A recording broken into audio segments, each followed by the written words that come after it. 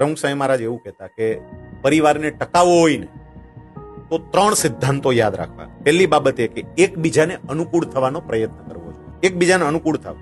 દરેકના સ્વભાવ સરખા ના હોય. પરિવારમાં બધાના સ્વભાવો જુદા જુદા હશે. મારે તમામના સ્વભાવ સાથે મેચ કરવો પડે મારા સ્વભાવને. હું ઘણી વખત આ ઉદાહરણ આપું છું કે આપણા ઘરની અંદર જે મસાલીઓ હોય તે મસાલીઓ તમે જોજો એની અંદર નાની નાની વાટકીઓ હોય, બરોબર, અને દરેક વાટકીમાં અલગ અલગ મસાલા હોય. એકમાં લાલ મરચું હોય તો એ તીખું હોય, ખાંડ હોય તો એ ગળી હોય, એકમાં મેથી હોય તો એ કડવી હોય, એકમાં હળદર હોય તો એ તુરી હોય, એકમાં મીઠું હોય તો એ ખારું હોય. બધાયના અલગ સ્વભાવ હશે, પણ એ બધું તમે ભેગું કરો ને તો જ શાક મસ્ત બને. જરૂર બધા નહીં પડે. એમ પરિવારમાં કોક મેથી જેવું કડવું હોય, કોક ખાંડ જેવું ગળ્યું હોય, કોક મીઠા જેવું ખારું હોય, કોઈ મરચા જેવું તીખું હોય.